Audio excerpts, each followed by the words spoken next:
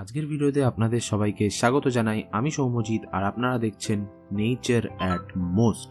তো আজকের ভিডিওর টপিক হলো ক্যাকটাস। ক্যাকটাস নিয়ে কিন্তু আমাদের অনেকেরই অনেক ভুল ধারণা আছে। ক্যাকটাসের মতন সহজ গাছ আর একটা নেই। আর যখন এই ক্যাকটাসে এত সুন্দর সুন্দর ফুল ফোটে তখন সত্যি মনে হয় এগুলো জাস্ট উপরি পাওনা। তো চলুন দেখতে থাকি আমরা ক্যাকটাসের কিভাবে সঠিক পরিচর্যা করব।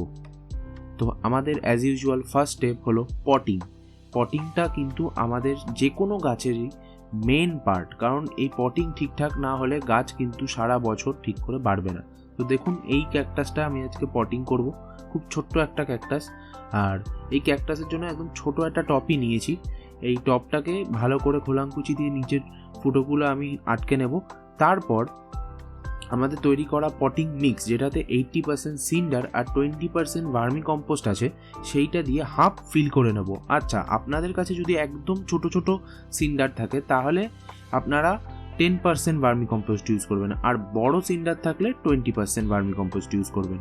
তো এই যে দেখুন গাছটাকে আমি খুব সাবধানে বার করে নেবো, কারণ কি খুব সাবধানে করব, কারণ নাহলে হাতে কিন্তু কাটা ফুটবেই। তো সেই জিনিসটা আপনাদেরকে মাইন্ডফুল থাকতে হবে। যদি আপনারা ছোট হন তো কোনো বড়োদেরকে দিয়ে এই কাজটা করাবেন, ঠিক আছে? তো এইবার শিকড় থেকে আমরা মাটিগুলো ভালো করে ছাড়িয়ে নেব। মাটিগুলো ছাড়ানোর একটাই কারণ, যাতে পরে যখন আমরা ডাইরেক্ট জল দেব, একদম ফুল বৃষ্টির জল দেব, তাতে এই গাছের শিকড় যেন না পচে। নেক্সট, গাছটাকে আমরা একদম প্রপার জায়গায় লাগিয়ে একদম মাঝ বরাবর একটু ভার্মি কম্পোস্ট বলছি, ট্রাইকোডার্মা ভিরিডি গুলে জল দিয়ে দেবো। ট্রাইকোডার্মা ভিরিডি কি হলো? এটা আমাদের গাছের জন্য একটা গুড ফাঙ্গাস, যে আমাদের গাছে ফাঙ্গাস লাগতে দেবে না, প্লাস আমাদের গাছকে নিউট্রিয়েন্টস প্রোভাইড করবে পটিং মিক্স থেকে। তো ভালো করে এই জলটা দিয়ে এখন মোটামুটি একটা পার্শিয়াল শেডি জায়গায় রেখে দেবো মোটামুটি 1-2 দিন। তারপরে যেমন যার রিকোয়ারমেন্ট তাকে সেই রকম জায়গায় রেখে দেবো। তো আমাদের নেক্সট টপিক যেটা আমি এক্ষুনি বললাম সেটা হলো সানলাইট আর ওয়াটার।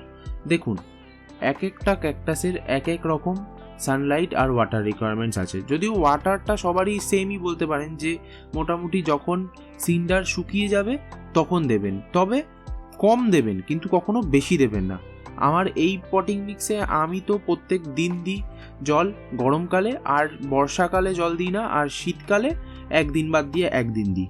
এই পটিং মিক্সে জল কখনোই দাঁড়ায় না। তো জল বেশি কম হলেও আপনাদের কাছে একটু টাইম থাকবে, আপনাদের কোনো চাপের ব্যাপার নেই। আর রইল বাকি রোদ্দুর দেখুন, এক একটা ভ্যারাইটি বেশি রোদ্দুর খায়, এক একটা ভ্যারাইটি একদম বেশি রোদ্দুর সহ্য করতে পারে না। তো ওইটা আপনাকে রিসার্চ করতে হবে। তবে অ্যাভারেজভাবে বলবো যে মোটামুটি যেখানে ধরুন 4 ঘন্টা থেকে 5 ঘন্টার ডাইরেক্ট রোদ পড়ে, আপনারা সব ক্যাকটাসে ওখানে রাখবেন। তবে যদি দেখেন কোনো রকম কোনো স্ট্রেস মার্কস পড়ছে, তখন ওটাকে ওখান থেকে সরিয়ে দেবেন। এইবার আমাদের থার্ড স্টেপ, সেটা হলো ফার্টিলাইজেশন। ক্যাকটাসের বলতে গেলে প্রথমেই বলবো যে আপনারা কি দিয়ে ফার্টিলাইজ করবেন না। তো ফার্স্ট, সর্ষের খোল তো ব্যবহার করবেনই না, ঠিক আছে? যে কোনো খোল ব্যবহার করবেন না। তবে হ্যাঁ, বাদাম খোল ব্যবহার করতে পারেন। বাদাম খোলটা একদম লাইট ভাবে ব্যবহার করবেন। আর এমনি ধরুন যদি কখনো হাড় কুচি বা শিং কুচি ভেজানো জল ইউজ করেন, সেটাও একদম লাইট। ফার্টিলাইজেশন কিন্তু এই গাছে অত বেশি লাগে না। আর আপনারা যদি ফার্টিলাইজ করতেও চান, একদম লাইটভাবে করবেন। খুব বেশি দিয়ে দিলে কিন্তু গাছের শিকড়ে ড্যামেজ পড়বে। আর আপনারা একটা জিনিস দিতে পারেন, সেটা হলো সিউইডসের গ্র্যানুয়ালস দিতে পারেন। আর ফুল হওয়ার সময় মানে যেটা একদম গরমের আগে, তখন ছোট ছোট বায়ো পটাশের দানা, বেশি না 4-5টা করে টবে দিয়ে দেবেন। এর চেয়ে বেশি কিন্তু দেবেন না। কোনো ফার্টিলাইজেশন বেশি করলেই কিন্তু গাছের ক্ষতি হবে। এই গাছে ফার্টিলাইজেশনের অত দরকার নেই। আর নেক্সট পয়েন্ট হলো আমাদের পেস্ট কন্ট্রোল। সত্যি কথা বলতে দেখুন, এই ক্যাকটাসে আমার গাছে আজ পর্যন্ত হার্ডলি একবার আমি দেখেছিলাম ছোট ছোট মিলিবাগ ছিল। সেটাও হয়তো কোনো জায়গা থেকে, আমার যেহেতু অনেক গাছ আছে, উড়ে চলে এসছে, কিন্তু ওই গাছের কিন্তু কোনো ড্যামেজ করতে পারেনি। তো আমি বলবো এই গাছের কিন্তু অতটা পেস্ট নিয়ে কোনো প্রবলেম হয় না। তবে সেফ সাইড থাকার জন্য আমি মোটামুটি মাসে একবার যে কোনো আমি পেস্টিসাইড স্প্রে করে দিই। মোটামুটি ধরুন 1 ml 1 লিটার জলে স্প্রে করে রেখে দিই মোটামুটি 1 মাস অন্তর অন্তর। আর যেটা মেন দরকার এই গাছে সেটা হলো ফাঙ্গিসাইড কিন্তু মোটামুটি 15 দিন অন্তর অন্তর দিলে গাছ ভালো থাকবে, শিকড় ভালো থাকবে। আর আপনারা যদি ধরুন বায়ো প্রোডাক্ট ইউজ করতে চান তাহলে ট্রাইকোডার্মা ভিরিডি দিয়ে দেবেন, একটু স্প্রে করে দেবেন, তাতেই হবে। আর একদম বর্ষাকালে মাঝে মাঝে একটু আপনারা ভালো ফাঙ্গিসাইডও দিতে পারেন, মানে কেমিক্যাল ফাঙ্গিসাইড। আর এইবার হলো মেন বিষয় যে একটা আমরা ক্যাকটাস করার জন্য আমাকে ক্যাকটাসটাকে নিয়ে স্টাডি করতে হবে। ধরুন এই ক্যাকটাসটা যতটা রোদ্দুর খাবে তার পাশের ক্যাকটাসটা কিন্তু অতটা রোদ্দুর নাও নিতে পারে, ঠিক আছে? তো এটা আমরা বুঝবো কী করে? আমরা যখনই কোনো ক্যাকটাস নেব সেই ক্যাকটাসটাকে আমরা গুগল লেন্সে ফেলে তার নামটা দেখবো, আর সেই নামটা দিয়ে আমরা সার্চ করবো যে তার কি আলাদা কেয়ার আছে না আছে। তবে আমি ইন জেনারেল বলে দিলে এই টাইপের ক্যাকটাস যেটা এখন আমার হাতে আছে তাদেরকে আমরা ডাইরেক্ট রোদ্দুরে রাখতে পারি। যেই দিকে রোদ্দুর থাকবে সেই দিকে ওর মুখটা কিন্তু টার্ন হয়ে যাবে। নেক্সট এই ক্যাকটাসটা, এটাকে আমরা অনেক বলি মিমিলেরিয়া, বাট এটার এক্স্যাক্ট নামটা আমি জানি না। দেখুন আমি কিন্তু এক্সপার্ট নই, ক্যাকটাস নিয়ে অনেক ভালো ভালো চ্যানেল আছে যারা খুব ভালো ইনফরমেশন প্রোভাইড করে। এইটা কিন্তু খুব বেশি রোদ্দুরে রাখা যায় না। এইটা রোদ্দুরে রাখলে পুরো হলুদ লাল হয়ে যায়, সেটা হলো একটা রকমের স্ট্রেস ইন্ডিকেশন। তো এই স্ট্রেস ইন্ডিকেশন মানে হলো গাছটা ভালো নেই। তো এই জন্য আমি একে পার্শিয়াল শেডে রাখি, যেখানে 1-2 ঘন্টা রোদ পড়ে, তার চেয়ে বেশি পড়ে না। এই গাছটা আবার কিন্তু সেম মিমিলেরিয়া, কিন্তু একটু অন্যরকম।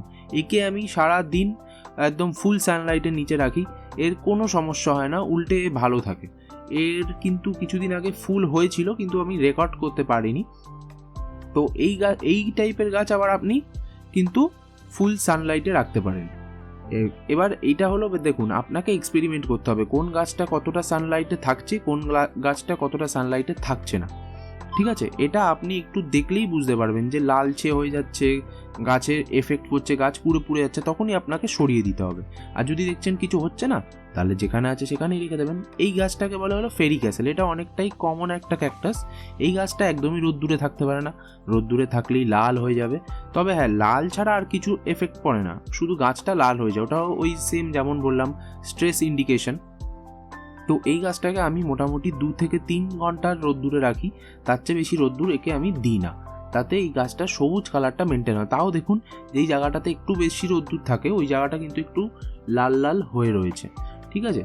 আর দেখুন আমার প্রত্যেকটা ক্যাকটাসে কিন্তু পাশ দিয়ে ছোটো ছোটো ক্যাকটাস আরও বেরোচ্ছে। এই গাছটা আবার একটু অন্যরকম, এই গাছটা আবার না খুব রোদ্দুর না একদম কম রোদ্দুর, কারণ এটাতে ফুল হয় তো, তাই এটাকে একদম মিডিয়াম জায়গায় রাখতে হবে, যেখানে সারাদিন রোদ্দুরও থাকবে না আবার খুব কম রোদ্দুরও থাকবে না।